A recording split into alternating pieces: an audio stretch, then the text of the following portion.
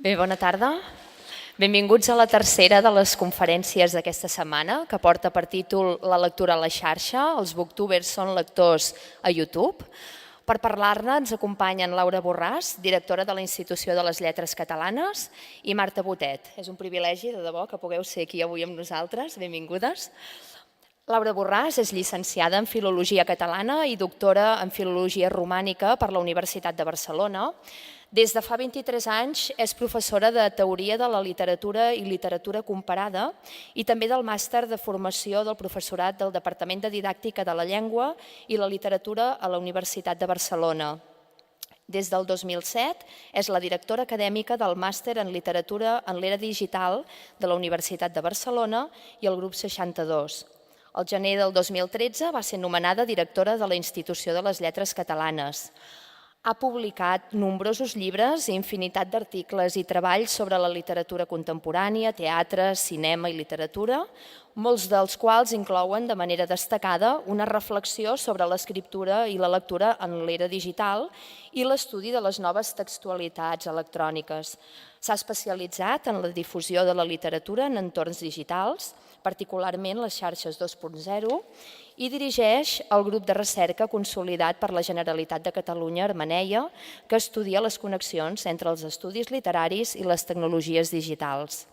L'acompanya Marta Botet, estudiant de primer de batxillerat a l'Escola Virolai, que el 2011 va crear el seu blog Recomanacions de llibres, des d'on comparteix la seva gran afició per la lectura.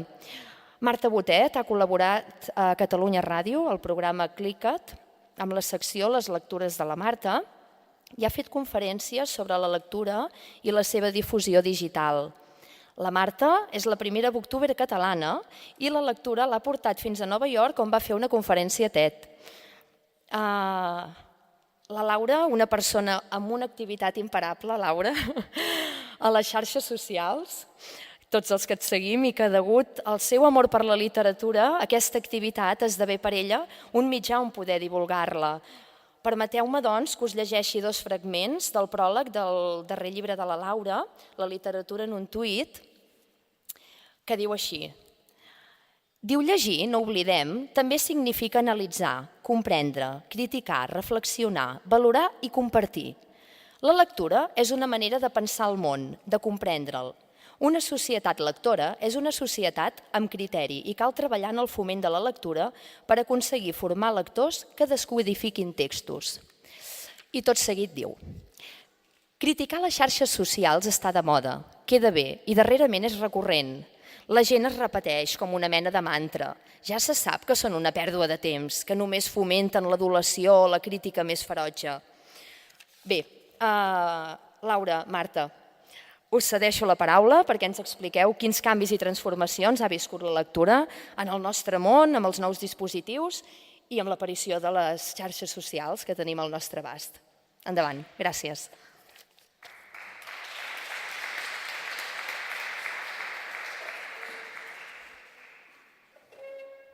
Moltíssimes gràcies, Glòria, per aquesta presentació a l'Associació Les Voltes que ens ha volgut avui aquí.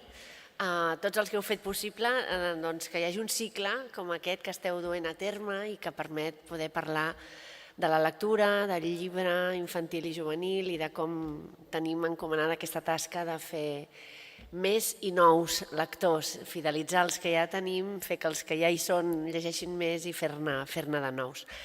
Per mi fer una xerrada com aquesta acompanyada de la meva filla al costat és una situació especialment gratificant perquè vol dir que aquest propòsit que jo em vaig fer, que la meva filla fos lectora, doncs de moment està sent assolit i que a més també ella té el coquet mateix que jo sento per la meva passió per la lectura, per la literatura, i també s'encarrega d'encomanar-la.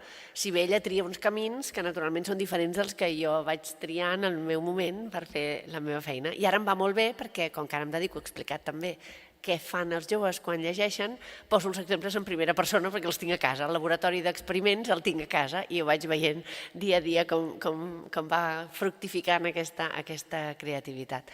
M'ha agradat que la Glòria ja tingués el llibre, aquest llibre últim, ja l'hagués llegit, ja hagués anotat coses com aquest fragment ara assenyalava, i que d'alguna manera ens fan pensar que vivim en un món de canvis, de tants canvis i que se succeeixen a tanta velocitat, que veritablement en algun moment un pensa que pot perdre el nord, que pot perdre els referents.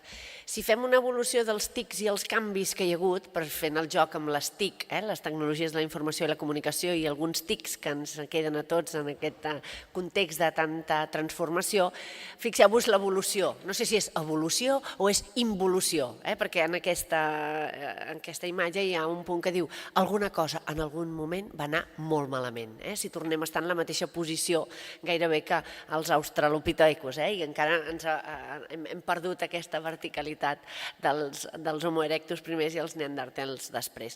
A sota hi ha una evolució també dels diversos suports de la lectura, perquè al mateix temps que hi ha hagut una evolució en el tipus d'homínids, també els suports dels quals els hem anat dotant per deixar per escrit allò que val la pena de ser preservat, que és la funció primera de l'escriptura, i després la preservació dels continguts en la forma de la literatura, hi ha hagut alguns canvis. Els canvis avui en dia, fins i tot amb l'aparició del mòbil, també ens presenten una imatge com aquesta, que sembla que faci gràcia, però que els serveis d'urgències expliquen que cada cop més els accidents que reben són a causa de mòbil, sigui de gent al volant o sigui de gent caminant també fins i tot pel carrer. O sigui que els mòbils també ho han acabat de transformar tot encara més.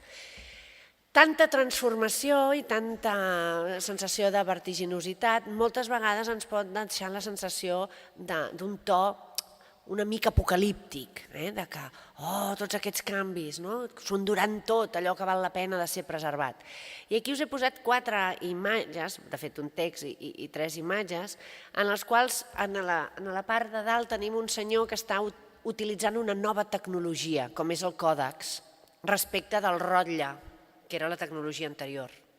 El rotlle es bellugaven els canells a esquerra i a dreta, aquesta era la manera de llegir amb una lectura contínua, sense punts, sense comes, sense majúscules, sense minúscules, sense il·lustracions, perquè els volums eren de pergamí i per tant eren vegetals, i les textures, el blau és lapislàsuli matxacat, el vermell és mini, l'or és pa d'or, són textures minerals que quan s'enrotllaven desapareixien.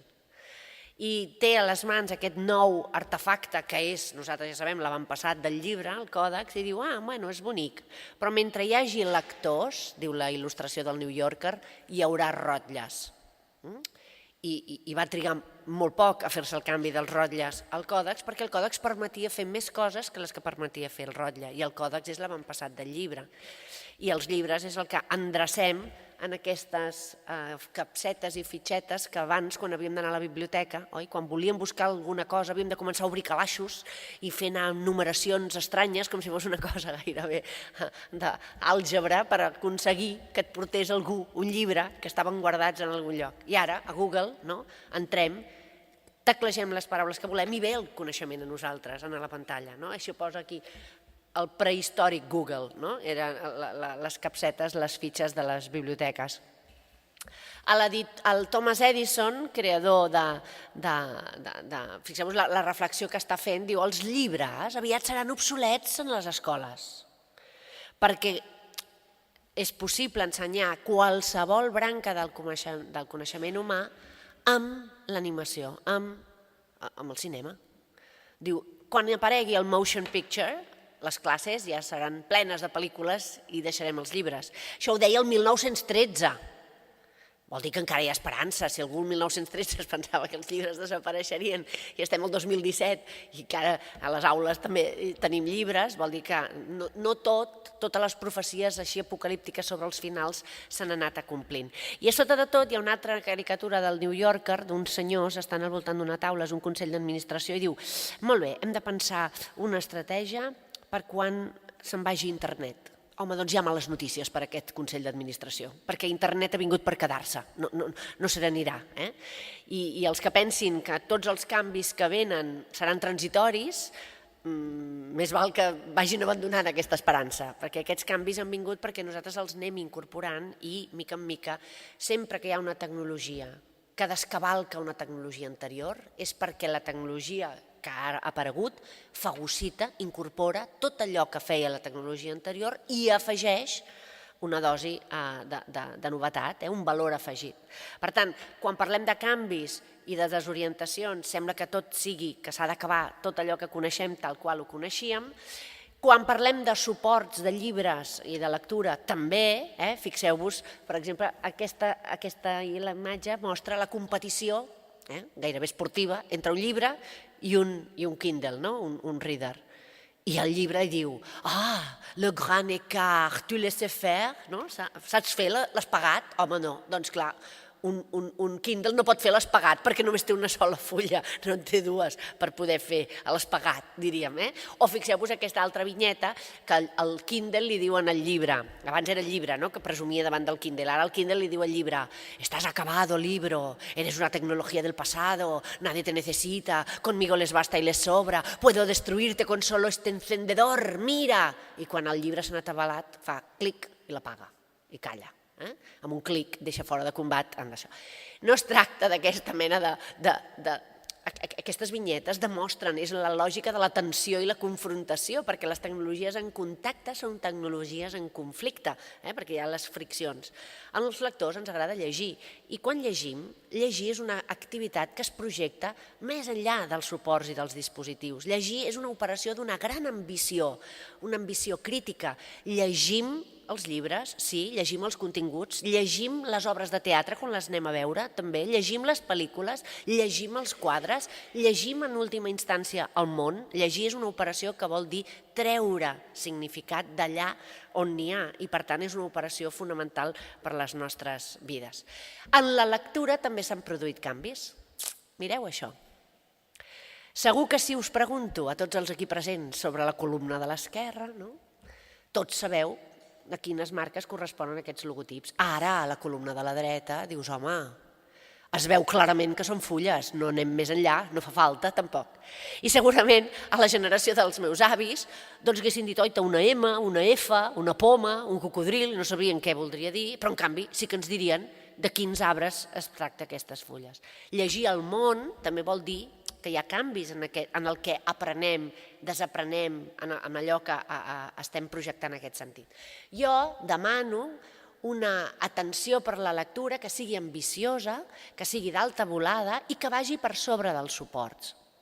Hem de poder ser capaços de llegir-ho tot, fins i tot el paisatge. Fixeu-vos el que fa un creador brasiler, Jarbas Agnelli, que mentre va en tren veu aquestes línies del telèfon on s'hi posen aquests ocells i ell pensa, oita, i si en lloc de ser només línies hi afegís una cinquena línia i això es transformés en un pentagrama i cada ocell fos una nota i toca la melodia del paisatge que veu, composa la melodia que li donen els ocells col·locats en les línies del pentagrama.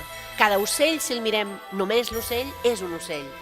Quan ens en distanciem i som capaços d'obrir la mirada, pot ser que cada ocell sigui una nota d'aquest pentagrama.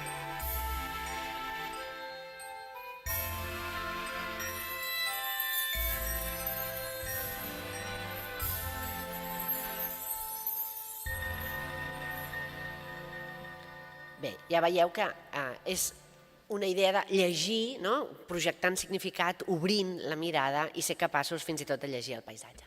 Sembla que no hi hagi futur per a la lectura, i jo vinc a parlar de molt de futur, de present ja i de molt de futur, perquè afortunadament avui en dia tenim recursos també digitals per poder llegir a cavall de suports. Fixeu-vos aquesta petita joia, diu fragments d'un manuscrit vivent, l'alquímia de la llum.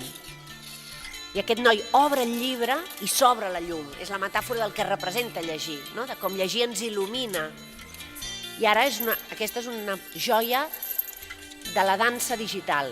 És una dansa digital dut a terme en directe, jugant amb la llum que crea aquestes criatures que surten dels llibres i que ens permeten aquest viatge del que representa la lectura.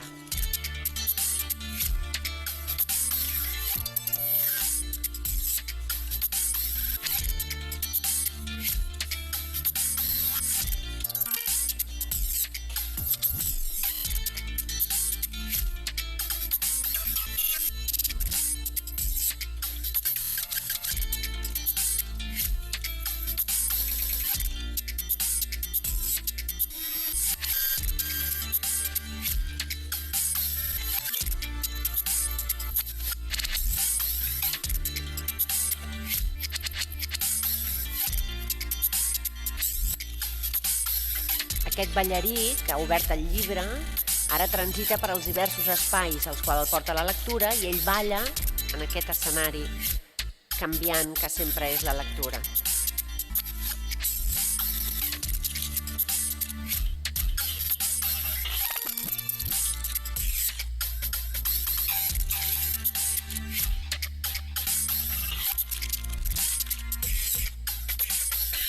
Parla dels abismes de la lectura, dels malsons, de tots els personatges que ens acompanyen. Llegir sempre és viure més perquè vius les vides en préstec de tot allò que va passant en els llibres mentre els llegeixes.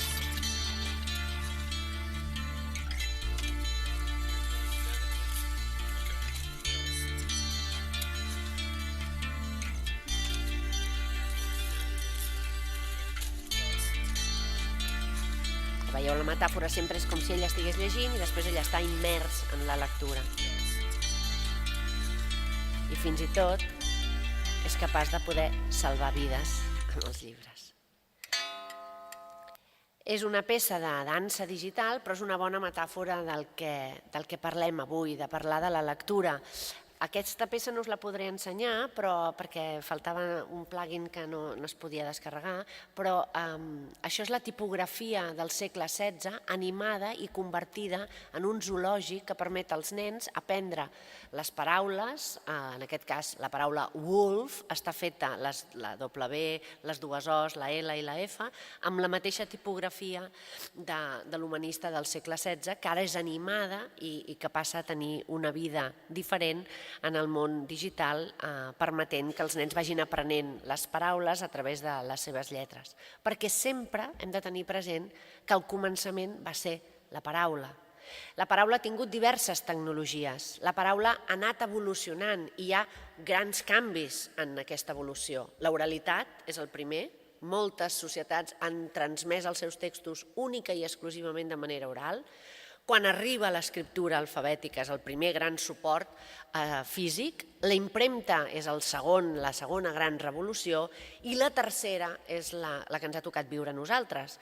És desconcertant el món que ens toca viure, també pensem que, fixeu-vos, l'últim gran canvi que hi ha hagut en aquest àmbit va ser en l'època de la impremta. Fins ara no hi ha hagut cap altra transformació tan radical. Per tant, nosaltres som els protagonistes d'aquest canvi, d'aquesta aparició d'internet que fagocita altres mitjans i que també permet que l'escriptura i la lectura es modifiquin. Les paraules mouen el món. Les paraules ens commouen. I en aquest vídeo, que no us posaré, només el descriuré, hi ha aquest senyor que està aquí demanant caritat. I té un cartellet que diu això: soc cec, sisplau ajudi'm. Té aquí una mena de llauna on espera que la gent li dipositi monedes. Però tothom passa i sembla que els que siguin cecs siguin els altres, perquè no el veuen. Tot d'una, ell sent uns talons d'una noia que se li acosta i aleshores espera sentir el clic de la moneda, no el sent el clinc. Però després que marxi aquesta noia, tothom que passa per davant s'acosta a tirar-li monedes. I ell no entén què ha passat. Ell és el mateix, està fent el mateix, no sap què ha passat. I quan torna a sentir les sabates de taló de les senyores, li diu: què ha fet? Diu: jo he dit el mateix que diu vostè, però ho he fet amb unes altres paraules. En aquest cartell, ell el gira i què hi escriu? Fa un dia molt bonic i jo no el puc veure. I a partir d'aquest moment és el moment en què tothom s'acosta i fa clinc, clinc, clinc i li deixa monedes. Ha dit el mateix, és el mateix, dir que soc cec, no hi veig, ajudi'm, que dir fa un dia molt bonic i jo no el puc veure. Però la manera diferent de dir-ho, en el segon cas, commou, ens porta a moure'ns alguna cosa dins nostra i a fer aquest gest de donar-li la moneda. A més, és una mentida, perquè és un dia que plou, i o sigui, de dia bonic no en fa gens cap ni un ni mica. Encara ens mostra més aquesta interpel·lació de la paraula, del món de les paraules. Però avui en dia hi ha un suport que ho homogeneïtza i ho colonitza tot. Fixeu-vos els canvis que hi ha hagut entre fa 15 anys i ara. Fa 15 anys per sentir música, per mirar una pel·lícula, per contactar amb els amics, per llegir el diari o per tocar un instrument, teníem instruments diferents. I ara tot això es pot fer amb un únic instrument, l'ordinador. Encara potser hi hauríem d'afegir una següent columna que fos el mòbil, perquè tot això mateix també es pot fer amb el mòbil. Per tant, aquesta concentració dota d'un gran poder en aquest sentit, en aquesta tecnologia, i alhora fa que sigui menys discriminat el seu ús, és totalment indiscriminat, i llavors s'hi pot llegir, sí, i a més fer moltíssimes altres coses, la qual cosa fa que molta gent, quan estan a l'ordinador, en lloc de llegir, faci totes aquestes altres coses que es poden fer també. Hi ha hagut canvis, aquest és un escriptori de fa uns anys, si posés el vídeo veuríeu que totes les coses que hi ha a la taula, totes les coses que hi ha a la taula i totes les coses que hi ha a la paret van a parar a dins de l'ordinador. L'ordinador creix, la pantalla creix, i totes les coses que hi ha al voltant, des de la bola del món fins al telèfon, el fax, el diari, tota la llibreta de notes, es converteix en una aplicació, en un software que es pot fer anar des de dins de l'ordinador. I també segur que tots heu vist aquest vídeo del Nadal, que hi ha una família feliç. L'heu vist, aquest? Sí o no? No? Bé, és molt curt, el poso perquè és una escena que pot haver passat aquest Nadal a casa vostra.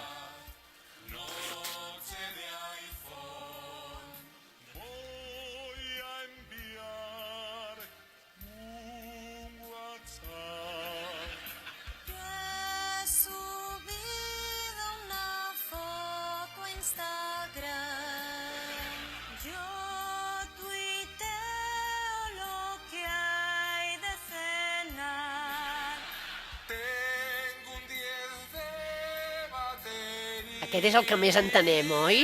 Jo sí,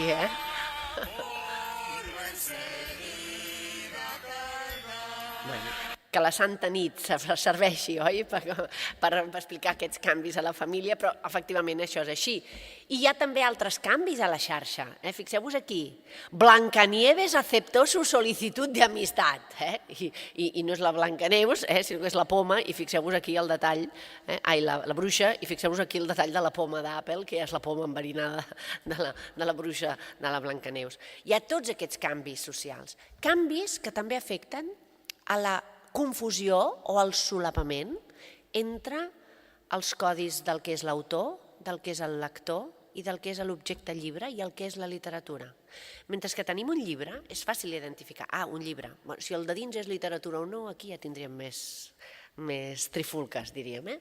Però aquest autor argentí que es diu Hernán Cachari està fincat a Barcelona des de fa uns anys i va ser un dels primers que va escriure un blog en el qual va dir que ara tinc una eina que és el blog, com funcionaria com si fos una... Ell es posarà a fer un experiment que es diu una blogonovel·la, i comença a escriure un blog sobre una protagonista que es diu Mirna i crea un perfil com si fos una persona real. En realitat és la seva protagonista de la seva novel·la. En el blog hi ha un apartat en què dius qui ets, què fas, una adreça de correu, i ell va crear tot això a Gmail, un compte de la Mirna. Immediatament, la lectura d'aquest blog, Diario de una mujer gorda, ho va titular ell, va concitar a un públic que es va fidelitzar en aquest blog. I ja hi havia una comunitat de lectura. L'autor interactuava amb els seus lectors, però hi interactuava com si fos el personatge, la Mirna. I un dia, més exactament una nit, estant ella a Barcelona, rep un correu electrònic d'una noia que es diu Montserrat i li diu: hola, soc la germana de... i dona un nickname. Sabeu que el nickname era el pseudònim que al començament de la xarxa la gent feia servir més que no pas el seu nom real. Diu, el nickname aquest correspon al meu germà, que es diu Albert, i el meu germà és mort. Tenia 18 anys, ha mort a l'Hospital de la Vall d'Hebron, m'ha demanat que et faci arribar lo important que era per ell llegir el teu blog, i li diu, fixa't si formaves part de la seva vida, que et deia Mamà Mirta, en la protagonista. L'Hernán Cachari, quan rep aquest correu, que immediatament reconeix el nom de Balaclava, el pseudònim, i pensa, com, el Balaclava era un noi català de 18 anys i ara és mort, però què és això? I escriu immediatament a la seva germana i li diu, escolta, perdona, és que jo no sóc la Mirta és un personatge, la Mirta no existeix, jo sóc el seu autor i jo estic fent una blogonovel·la i jo no sabia que l'Albert es pensava que això era una persona de veritat, això és un personatge de ficció. I no va rebre resposta. Immediatament entra en el blog i com que ell va plorar llàgrimes reals per a una persona que no coneixia físicament però que formava part de la seva comunitat de lectors, que és el que ens passa amb persones amb les quals interactuem a la xarxa, que ens sembla que els coneixem com si els coneguéssim de veritat i encara que no s'hagi produït la dimensió física. Va dir, l'Albert és el Balaclava és l'Albert, això, jo sóc l'Hernán Cachari, estic escrivint una novel·la, tal, i llavors tothom va fer una mena de dol col·lectiu per l'Albert, tothom va dir qui era, d'on era, es va saber les identitats de tothom, etc. I ell va deixar-ho aquí. I unes setmanes després rep una carta d'una mare valenciana que li diu: hola, soc una mare de València, tal. La meva filla va assabentar-se de la mort de l'Albert pel teu blog. L'Albert havia estat el seu nòvio, havien sortit durant un temps i ella no sabia que s'havia mort i va tenir un disgust horrorós. Com t'atreveixes a enganyar la gent d'aquesta manera? A fer-los creure que la Mirta existia quan la Mirta eres tu i ara dir que l'Albert és mort quan l'Albert és viu. Perquè el cap de setmana passat el vam veure en un supermercat. L'Hernán Cachari no en tenia res. Escriu a la Montserrat que li havia enviat el primer correu electrònic i li diu: escolta, m'acaba d'escriure una mare valenciana que em diu que l'Albert és viu, que l'han vist en un supermercat aquest cap de setmana, què està passant, no entenc res. I li contesta la Montserrat dient: hola, sóc l'Albert. Que fa ràbia? Que fa ràbia pensar que alguna persona que tu creies que existia en realitat no existeix i és una ficció? I ell li diu: com que ets l'Albert? I xategen. Diu: sí, però si res en la teva escriptura com a Montserrat m'havia fet veure que fossis l'Albert que jo coneixia de la Mirta, del blog. Diu: si no arriba a ser per aquesta mare valenciana que m'alerta d'això, no me n'assabento mai. I diu: que et creus que la mare valenciana existeix de veritat? O sigui, fixeu-vos que això ja és la fusió i la confusió de la realitat i la ficció. Seria un exemple de Don Quixot de la Manxa al segle XXI, d'aquests salts amb aquests canvis. Hi ha molts canvis, els joves lectors transiten per aquests espais, ara la Marta us ho explicarà, a vegades estan així junts. Hi ha una autora americana, la Sherry Turkle, que ha escrit un llibre que es titula Alone Together. Estan sols, estan junts, perquè estan l'un al costat de l'altre, però estan potser connectant-se amb algú que està molt lluny. I ens culpa, d'alguna manera, a les xarxes socials, com jo deia en el llibre i la Glòria esmentava abans, d'aquest vessant antisocial. I ella, una companya meva de la Universitat de Bergen, la Jill Walker Redberg, la Marta la coneix, va fer un tuit en què posava aquestes dues imatges i va fer el comentari següent: del Nova York, de gent que està esperant la diligència amb un dispositiu a la mà, diari, i a sota la gent que està esperant un metro, també amb un altre dispositiu a la mà. I diu: estem segurs que són les xarxes socials les que ens fan antisocials? Perquè fixeu-vos que hi ha més possibilitat de connexió en la imatge de sota que en la imatge de dalt. Perquè la de dalt només estàs connectat amb el paper i amb l'article que estiguis llegint. La de baix potser sí que t'estàs connectant amb persones que estan a altres llocs. És a dir, que amb les xarxes socials, aquí veieu aquesta pobra senyora que per sopar amb el seu marit es crea un Twitter així fictici que es diu tumujer@maruja i diu: no te imaginas, @querido, lo que me cuesta que me prestes atención desde que vives enganchado a las redes sociales. I el hashtag és Artita me tienes. Home, no sé si fins arribant a aquests extrems, però sí que els joves es socialitzen online. I fins i tot, com posa la imatge aquesta de la dreta, se'ls pot anomenar phonebis, que són zombis dels phones, dels telèfons, perquè a més, clar, van amb el telèfon així i fan aquesta cara de zombis, socialitzen online, estan sempre enganxats al telèfon. De com ens hem de dir d'aquests joves, oiteu la quantitat de terminologia, no l'explicaré, però d'aquesta generació X, generació dels millennials, els nadius digitals, els immigrants digitals, vol dir bàsicament, tots aquests termes, les persones que han nascut ja en aquest entorn de les tecnologies o els que ja hem arribat, que són els que havíem tingut una vida prèvia abans que existissin les tecnologies.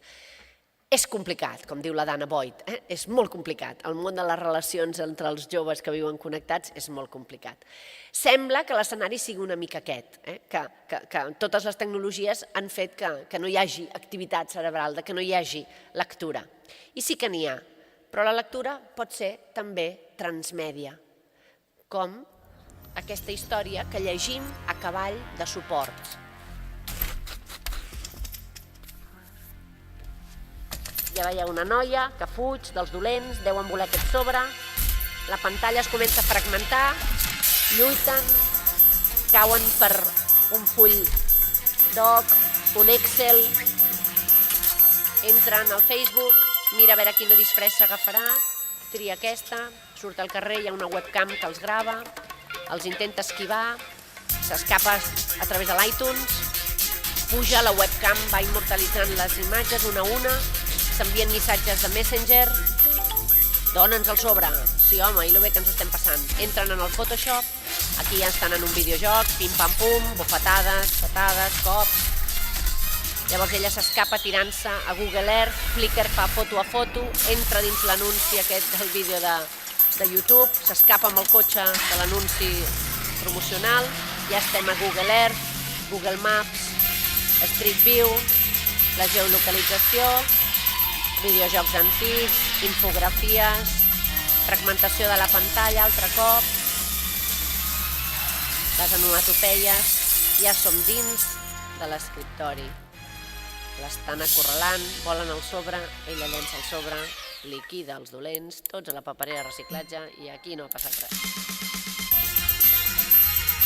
Aquí fixeu-vos que hem llegit una història sense que hi hagi tampoc hagut cap mena de paraula. Sabem llegir històries i construir històries a cavall de tots aquests suports que són les xarxes socials i tots els usos que en fem d'una altra manera i aquí estan posats al servei d'explicar una història. També els joves poden llegir a través de la música.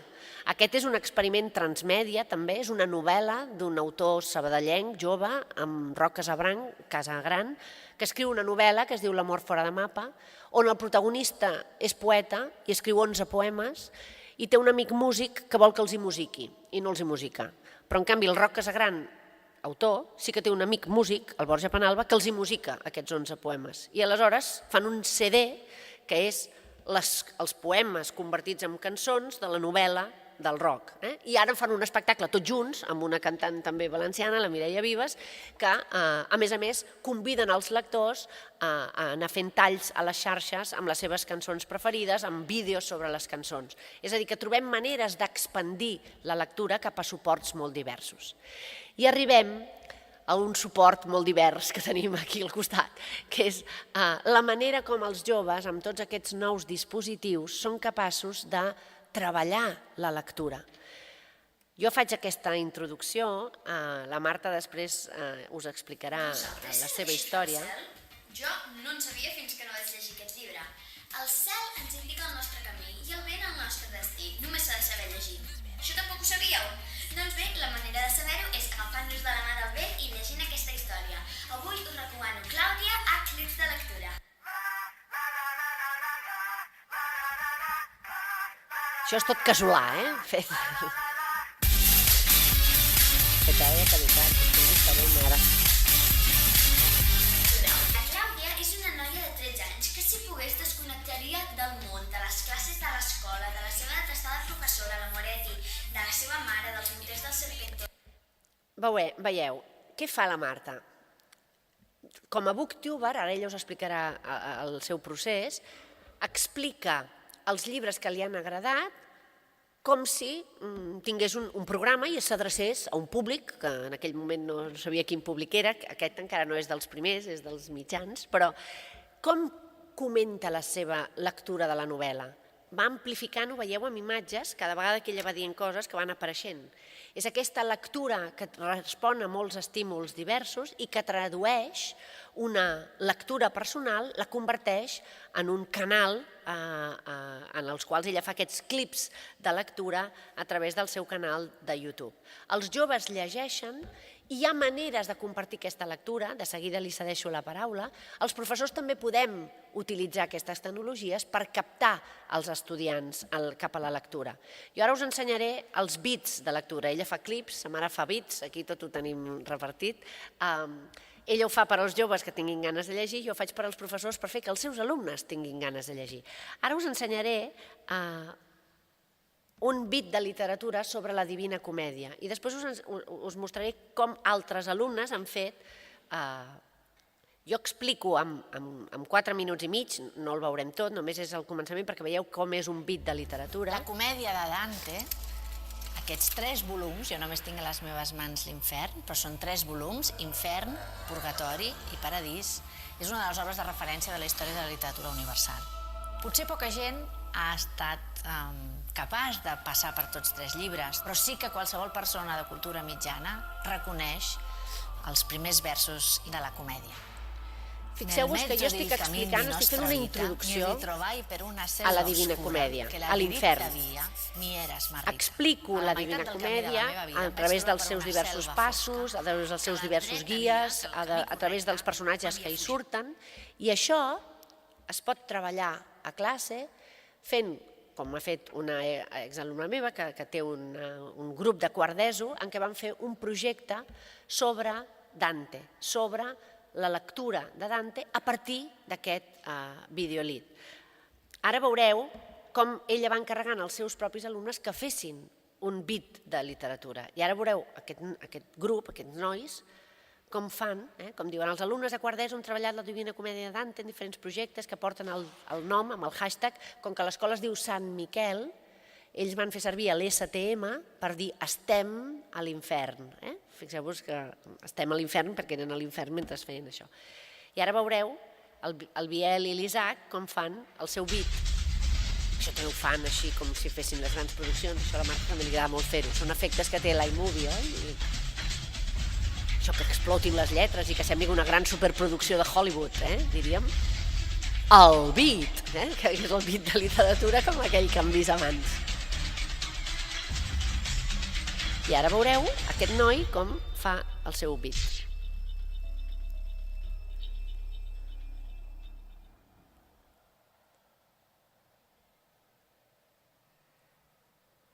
La Divina Comèdia de Dante és una obra de la literatura clàssica i una de les més importants que s'han escrit.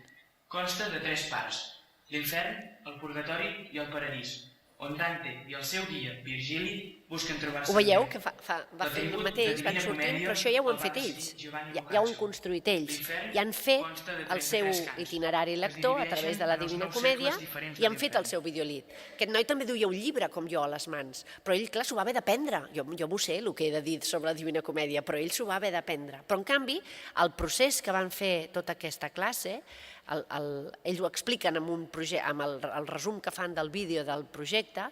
Fixeu-vos tot el que dona el projecte. Presentació del projecte, entrem a l'infern, el bit de literatura, la videocreació, el Wix, la gamificació, la creació, els àudios, textos de creació literària, les xarxes socials, i expliquen, quan presenten el projecte, expliquen com van començar a llegir i fan aquest vídeo del seu projecte.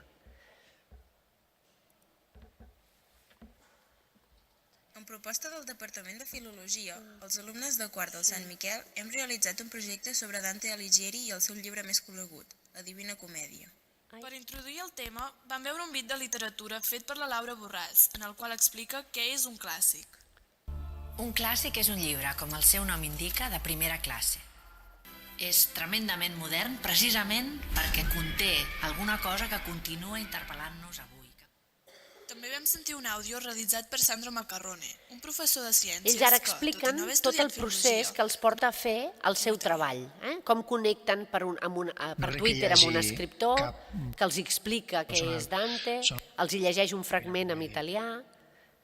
Per començar, vam escollir els projectes en funció de les afinitats de cada grup. Quins projectes feien, quines activitats. Hi ha una quinzena de treballs per triar. I si veieu el resultat, quedareu esfereïts.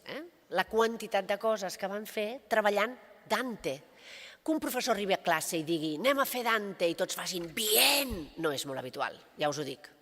I en canvi, aquests nois, amb el treball que van estar fent, la reacció va ser absolutament de plaer i alhora d'aprenentatge i de coneixença d'aquesta obra. La lectura ha de ser fonamentalment, parlem de Dante o parlem de Jerónimo Stilton, un exercici de plaer. Només amb el plaer i el gaudi de la lectura farem que perseverin els nostres lectors i que vagin continuant el seu itinerari. Els joves que llegeixen i comparteixen la seva lectura a la xarxa, fonamentalment s'ho passen bé llegint i intenten compartir aquesta experiència. I ho fan, ara la Marta us explicarà el seu blog, amb tot un catàleg d'opcions. Jo ara aquí només us poso flaixos com les seves amigues i elles posen a recrear portades, per exemple, i recreen aquí la nit de Nadal, per exemple, i fan portades recreant, i el vídeo és molt divertit, com elles van fent diverses portades, s'expliquen el llibre i elles ho fan, com fan, ara ella us explicarà totes aquestes paraules, què és una book haul, què és el unboxing. Que fan Oscars del cinema? No, Oscars de cinema no, hem de tenir Oscars de llibres. I llavors resulta que ella fa la cerimònia, diu, enguany l'Acadèmia ha concedit l'Oscar al millor llibre, i l'Acadèmia és ella, i els Oscars els dona ella, i els dona allà i munta un escenari. A casa nostra és fascinant perquè a qualsevol moment pot passar de tot. O fan projectes de recerca de llibres com el Bookshelf Scavenger Hunt, els wishlist, els wrap-ups, els TBRs, totes aquestes paraules que són en anglès perquè el món dels booktubers sobretot procedeix del món anglosaxó. El do it yourself, els book trailers, les book towers.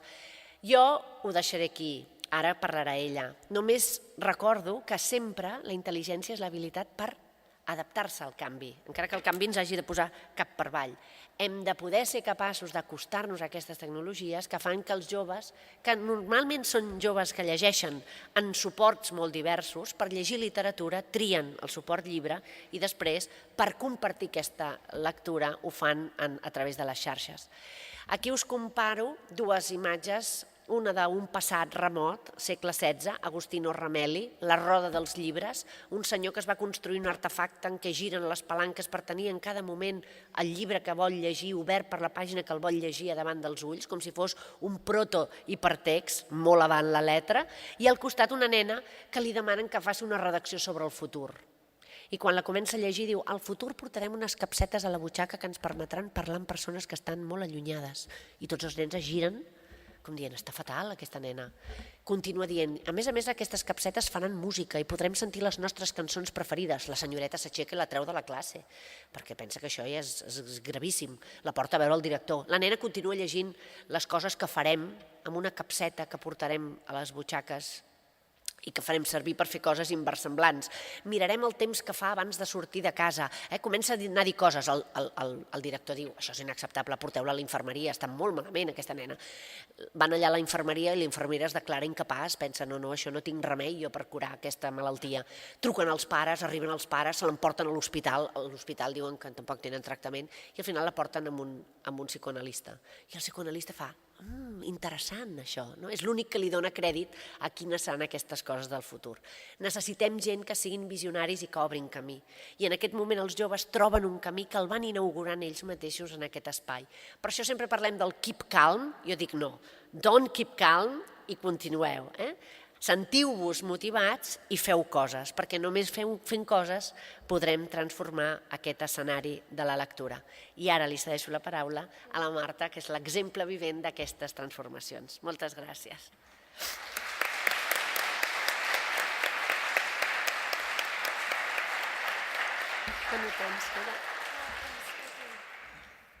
Tanco tot. Sí.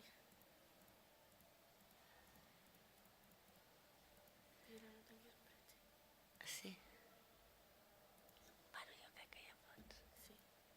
Vols posar-te aquí davant?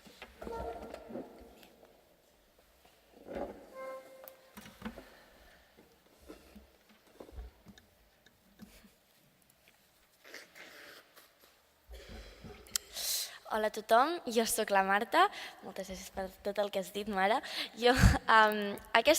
Ara jo us ensenyaré, la Mar ens ha explicat la part més teòrica de tot aquest món de la lectura que fan els joves i de la lectura en digital que fan els joves, i ara us vull ensenyar la pràctica, el que m'ha passat a mi i com em vaig convertir en booktuber sense saber què era i com ho vaig començar abans que existís la paraula o abans que jo la conegués, i la il·lusió que m'ha fet que em diguessin que aquí hi havia gent que ara era booktuber o que fan projectes d'escola de booktubers i com això ara es va escampant i es pot convertir en un fenomen que que faci servir molta gent.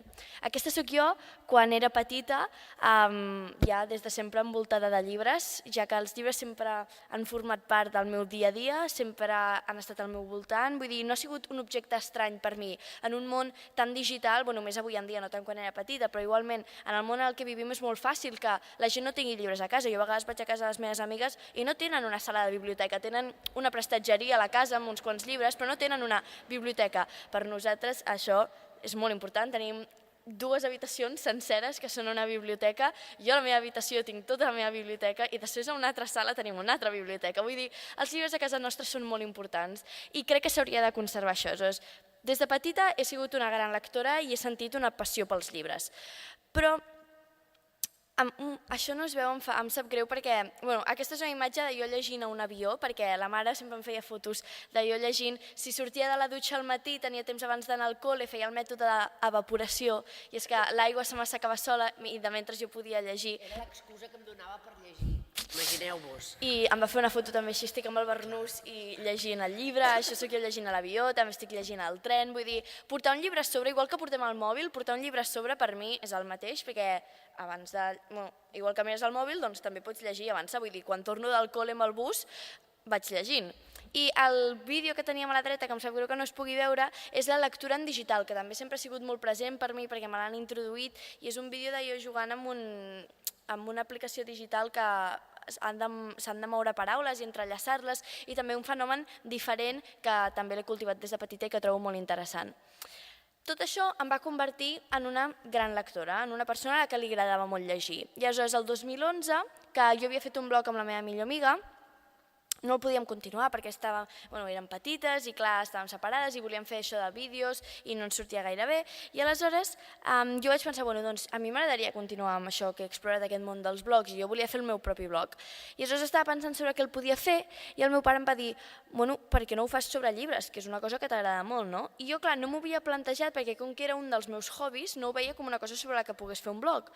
Però aleshores vaig pensar, clar, és que imagina't, hi ha molta gent a la meva classe a la que no li agrada llegir, per tant, potser necessiten algú de la meva edat, o sigui, de la seva pròpia edat, que els ensenyi per què sí que els hauria d'agradar llegir o quins llibres els hi han agradat. I més endavant ja vaig pensar més en plan connectar amb altres lectors del món, poder compartir lectures. I això em va portar a fer el blog Recomanacions de llibres, que va començar sent un blog i que més endavant, en aquell mateix mes, es va fer canal de YouTube, perquè a mi m'agradava molt el blog, que era el que coneixia fins a aquell moment, però m'agradava molt parlar, m'agradava molt gravar-me, sempre he fet teatre, i aleshores vaig dir, doncs faré una cosa que són els programes, i aleshores muntava un plató al meu menjador i obligava els meus pares a gravar-me, mentre jo feia vídeos d'un quart d'hora, 20 minuts, parlant sobre el Jerónimo Stilton, la Tina Superbruixa, i després els editava i els penjava.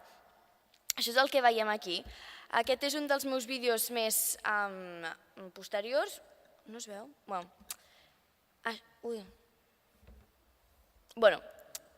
És un dels meus vídeos més nous de fa 2 anys. I després aquí veiem aquest fenomen, no sé si es veurà bé, sí que era més petita del 2013 o així, crec que és que, no es veu. Si no, després entro al canal de YouTube i els poso, que són això, els programes que jo anava passejant i tenia una carteta i m'apuntava les coses que havia de dir. Bàsicament és que em feia un dibuix, perquè a la tele sortien amb la carta aquesta i aleshores jo també ho havia de portar, saps, perquè era un programa molt... Volia semblar molt professional. Es feia un dibuix i no hi tenia res escrit, però com aquelles cartolines que tenen els programes de la televisió. Llavors ella s'ho dibuixava. I aleshores el portava aquí i l'anava fent anar per tot arreu. Aleshores aquí va ser on vaig descobrir el fenomen booktuber. Cap allà el 2014 la mare em va dir, saps què són els booktubers? I jo no ho sabia. I aleshores em vaig posar a buscar-ho i me'n vaig adonar que hi havia tota una comunitat que es deien booktubers i algú d'aquí sap què és ser un booktuber? Sí? Però...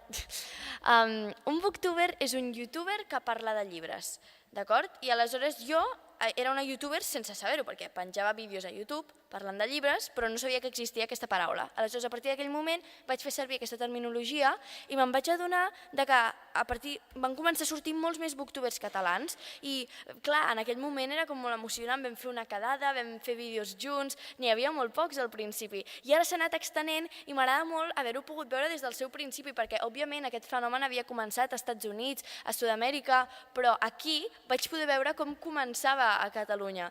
I la veritat és que em fa molta il·lusió i em fa molta il·lusió poder ser una d'aquestes booktubers pioneres i haver estat fent tota aquesta... penjar vídeos a YouTube parlant de llibres abans de saber que existia aquesta paraula.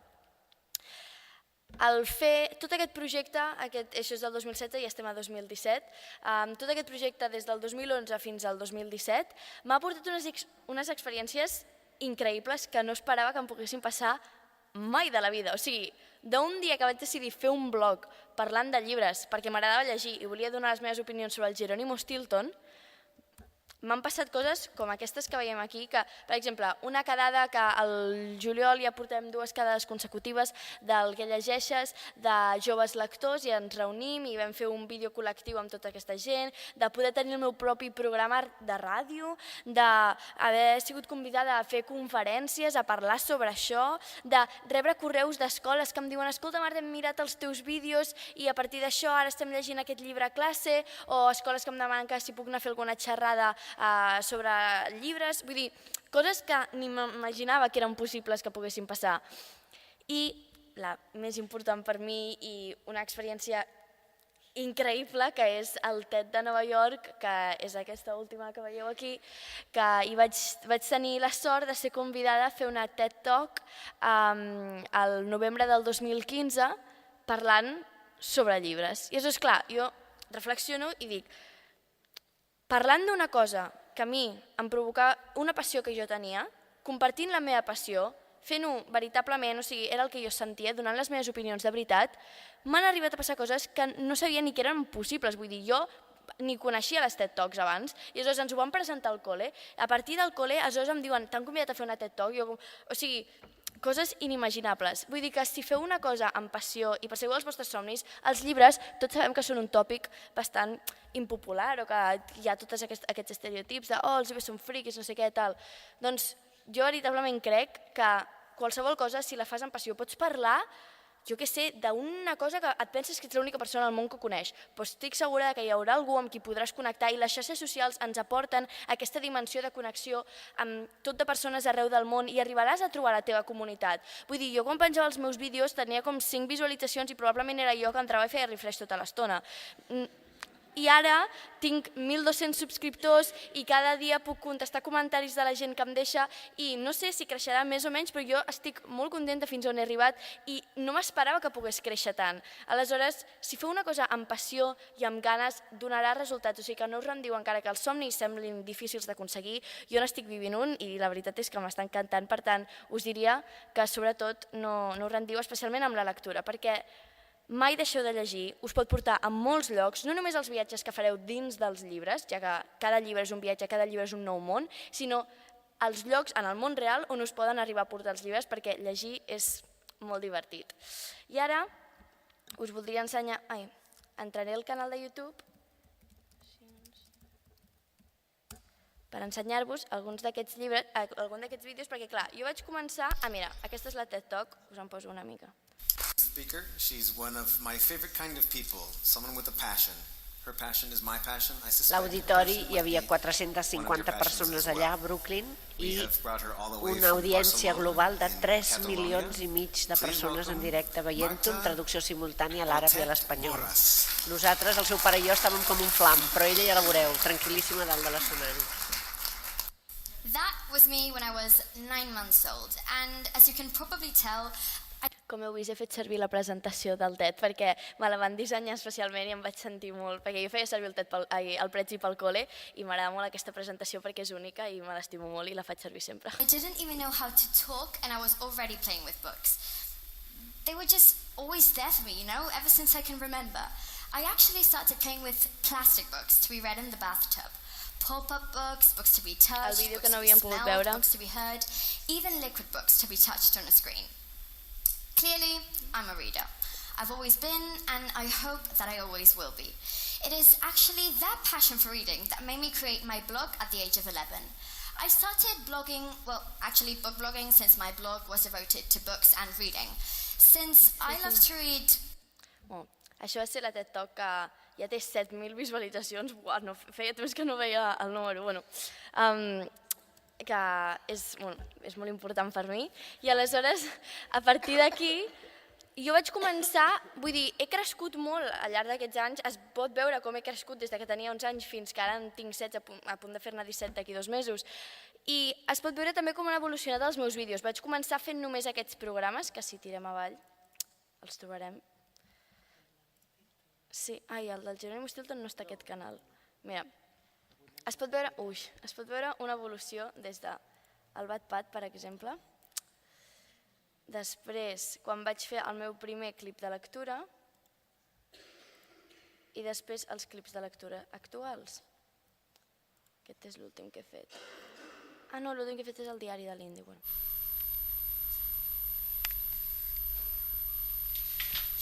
Hola a tothom, ens tornem a trobar de nou en el tercer programa de recomanacions de llibres infantils i juvenils, en el qual avui parlarem del gran escriptor xuclassans que és el Wattpad. Per tant, comencem a veure quines col·leccions traiem del mitjó.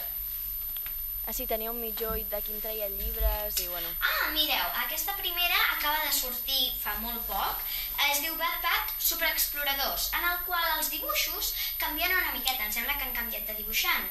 I viuen aventures amb un nou personatge que apareix, que és l'oncle Charlie, que és un explorador de fireta una miqueta. Aquests són els primers programes que podeu veure, això eren els meus pares que m'havien de gravar i em posava a parlar. Aquests són més reduïts. El primer programa és el del Jerónimo Stilton i vaig estar parlant molta estona. I no vaig tallar res perquè jo trobava que tot era superimportant, interessant i crucial perquè la gent ho veiés. Després tenim els clips de lectura, ja que quan em vaig ficar més en el món de YouTube, perquè abans simplement era una usuària però que penjava vídeos, però jo no feia servir YouTube perquè quan era petita no ho dominava gaire. Quan em vaig començar a fer més gran vaig començar a saber que hi havia youtubers, encara no coneixia els booktubers, el fenomen de subscriure's a un canal, de tota aquesta comunitat que s'ha fet al voltant de YouTube, i aleshores jo mirava uns vídeos de notícies de cultura pop que eren molt interactius, sortien imatges per la pantalla, aleshores vaig dir, m'agradaria traduir aquest llenguatge als meus propis vídeos, que els meus vídeos no es fessin pesats, no es fessin molt llargs, sinó que la gent, al sentir parlar d'un llibre, fos alguna cosa ràpida i que li fes venir ganes de llegir el llibre. Aleshores vaig crear el que es diuen clips de lectura, que eren vídeos de 4 a 5 minuts, ara s'han allargat una mica més, fins a 7 minuts potser, en el que parlava d'un llibre. Més doncs que una lectura que parla de pastissos i aventures màgiques. Avui us recomano... Mantenim l'element que sigui com un programa de televisió, que tinc la meva targeteta aquí sota. La trilogia Bliss a clips de lectura. Tenia una entradeta de programa.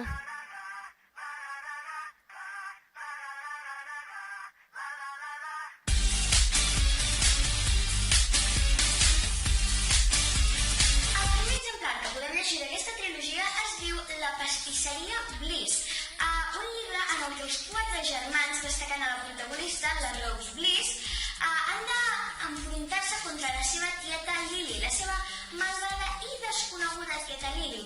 Veureu, l'Albert i la Prudy, els pares de la Rose, se n'han d'anar... I després, aquest es ve, posaré aquest, que és més... No és tan actual, però... No teniu pares, heu crescut en una tribu...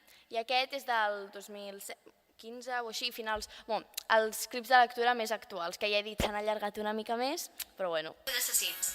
Només sabeu matar. Ara mateix us trobeu en la pitjor presó de l'imperi.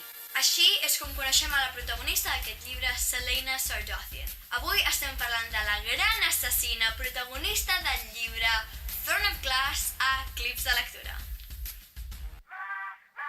Nova entradeta.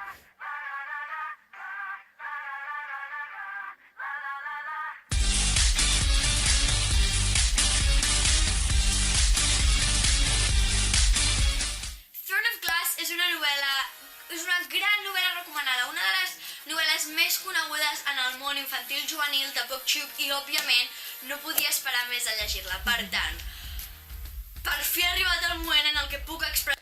Doncs aquest era el primer tipus de vídeos que jo feia, no? Només ressenyes literàries.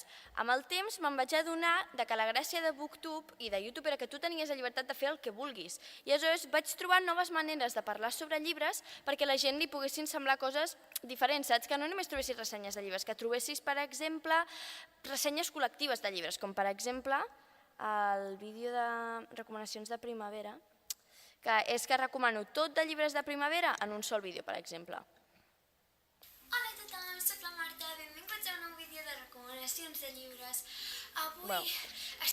Agrupar llibres per diferents categories, per exemple, això que vaig fer disfresses de Halloween, perquè em venia de gust disfressar-me com personatges de llibres i llavors vaig dir, bueno, doncs ho faré i mira, va anar molt bé.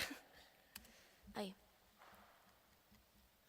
Soc la Marta, benvinguts a un nou vídeo de recomanacions de llibres. Com podreu notar, què us sembla? A que no sabeu qui sóc? Bé, doncs ho heu endevinat, sóc la Hermione Granger de Harry Potter. La veritat és que aquesta és una disfressa que m'agrada molt, especialment perquè m'agrada molt el personatge i és superfàcil. Vull dir, la llibertat, la gràcia de YouTube és aquesta llibertat que et dona i el poder fer els vídeos que tu vulguis. Els unboxings, que és quan tens molts llibres que has comprat i els ensenyes. Benvinguts a un nou vídeo de recomanacions de llibres. Mare meva, estic molt... Aquesta és la caixa d'Amazon perquè havia comprat molts llibres. Bastant. I tot això és CDR. Després hi ha el que es diuen wrap-ups, que són resumir el que t'has llegit en un mes, que ara ho he canviat a favorites, perquè així també, a part de dir els llibres que m'he llegit, també puc dir coses que m'han agradat aquell mateix mes. Hola a tothom, soc la Marta i benvinguts a un nou vídeo de recomanacions de llibres. Nova entradeta, va canviar amb el temps. Sí, sóc jo. I no és que no em reconegueu perquè fa molt de temps que no penjo vídeos, cosa que és veritat. Després del que hem dit dels Oscars de llibres, aquests són els Oscars de llibres 2016,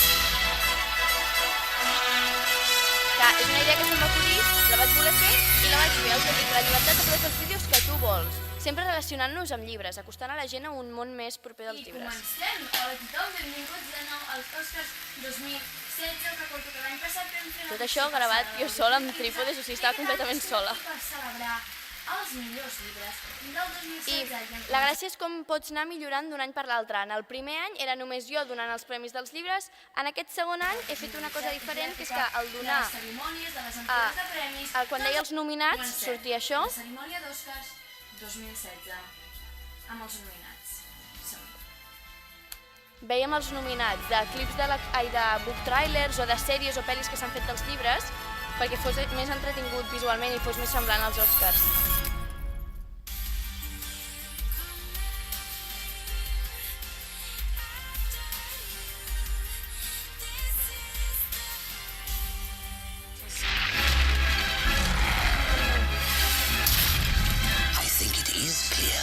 I després, a l'hora d'acceptar els premis, sortia jo disfressada del personatge que havia guanyat. Vull dir, la gràcia és que pots fer el que tu vulguis. Ara, últimament, he penjat el meu primer vídeo de cuina, perquè ara m'agrada molt la pastisseria, i vaig fer uns cake pops de Harry Potter, i he penjat un vídeo sobre això. Vull dir, vídeos amb les meves amigues, el que es diuen challenges, les book tags... La veritat és que la gràcia, això és el meu canal, i jo faig el que vull amb ell. I la meva missió és apropar la lectura als joves. I això es fa en el medi que sigui. Jo ho puc fer a través d'Instagram, de Twitter. Les xarxes socials m'han permès fer això. Per tant, jo no crec que les xarxes socials ens allunyin, sinó que ens apropen si les sabem fer servir bé. O sigui que us animaria a tots a que ho provéssiu, us ho podeu passar molt bé, podeu connectar amb gent que no coneixeu i els coneixeu a través dels comentaris i us feu amics i la veritat és que és una experiència genial que us recomano a tots i ja està, moltíssimes gràcies.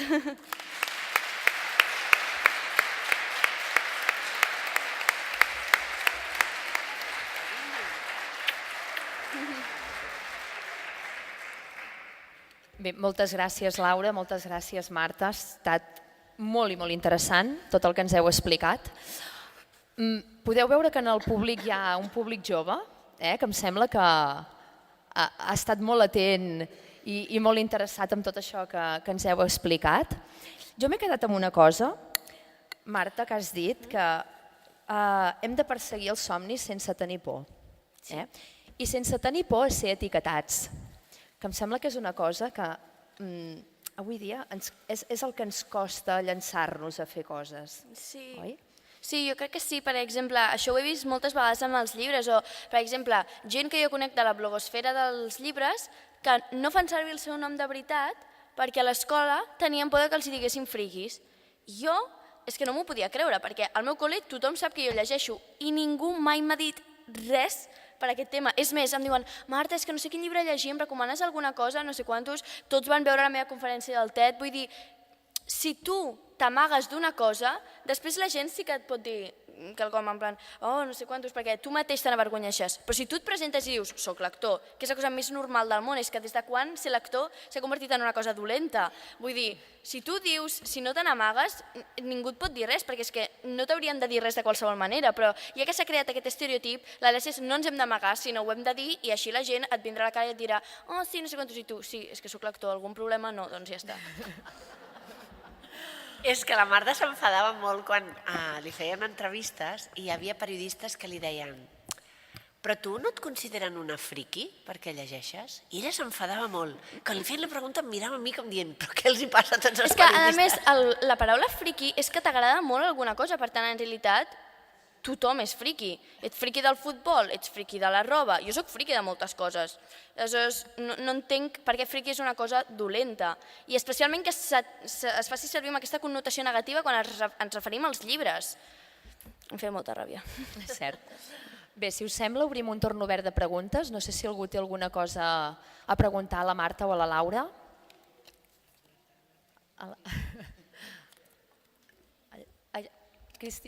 Cristina. Allà. Sí. S'ha de fer en micro, ja ens sap greu, així ho sentim tots. Merci.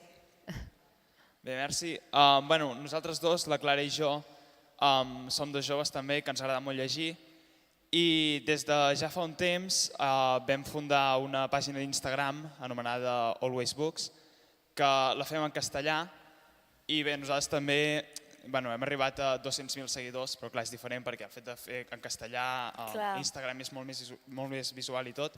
La nostra pregunta era que en quin moment vas decidir-ho fer-ho en català? O sigui, nosaltres et considerem molt valenta per això. El català a les xarxes socials és una llengua molt minoritària.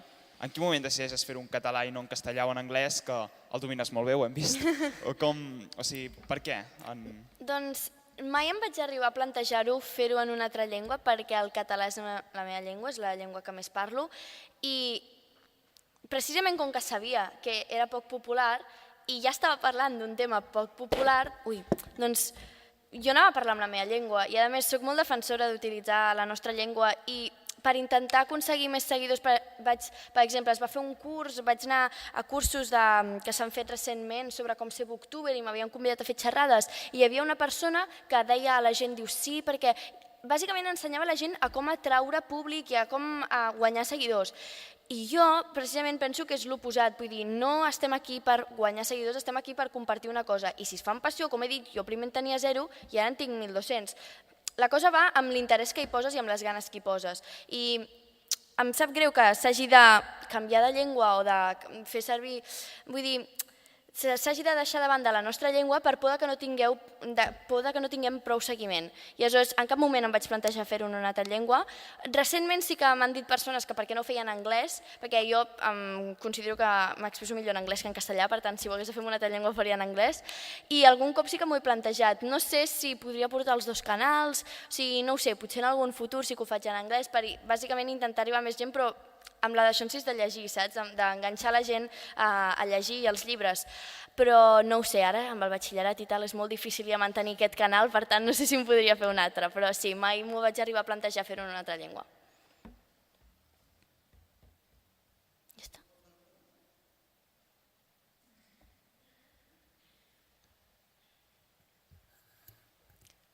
No? Bé, doncs moltes gràcies. Agrair-vos a tots la vostra assistència, de debò.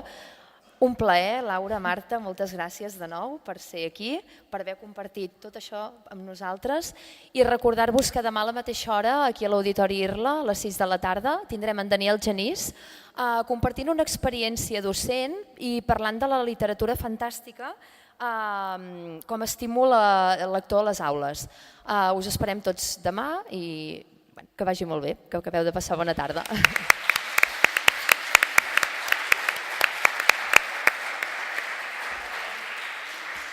Ai, Berno, que surt el pretzi.